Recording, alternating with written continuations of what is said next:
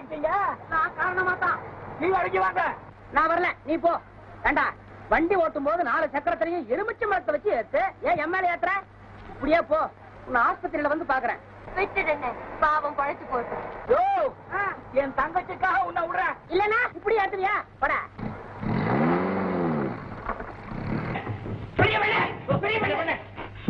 ஏன் இப்படி விடுதடிச்சு ஓடியார? கண்டன் தப்பிச்சு வந்திருக்கிறேன்.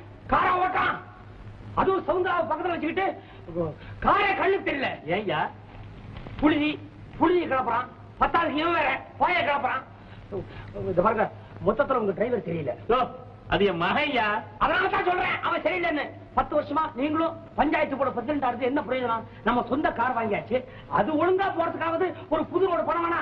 ஏங்க இப்ப பல்லாங்குடியில கவடையை போட்ட மாதிரி உடக்கம் கொடுக்கல இப்படி போச்சுன்னா வண்டி அச்சு உடைஞ்சிடாது? என்னையா வளர்ற காருக்கு எதையா அச்சு? ஐயோ, நான் வில்லு வண்டியில போயே பழக்கம், அதனால சொல்றேன், அந்த பாஷையில சொல்றேன். இப்ப காருக்கும் கீழே ஏதோ ஒன்று இருக்கும், அது உடைஞ்சிடாதா?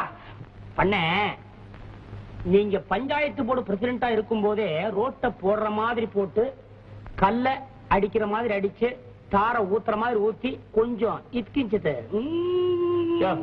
என்னையா சொல்ற? இது தெரியல, நீங்க எல்லாம் ஒரு பண்ண. உனக்கேயா இவ்வளவு அக்கறை?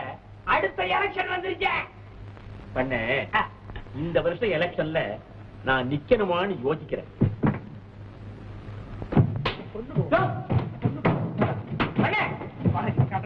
இவரெல்லாம் எலெக்ஷன் நிக்காம அது ஒரு எலெக்ஷன். நான் என்ன பண்ணுவேன்? நீ எல்லாம் சொல்ல வேணாம்.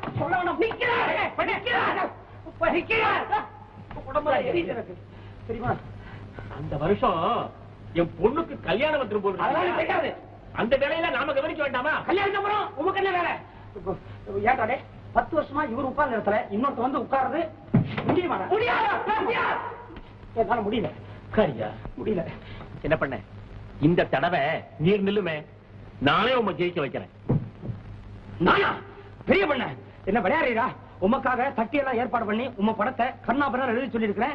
மைக்குக்கெல்லாம் பணம் கொடுத்தாச்சு. தென்னை மட்டை, பச்சை மூங்கில் எல்லாத்துக்கும் ஏற்பாடு பண்ணிருக்கேன் உங்களுக்குன்னு.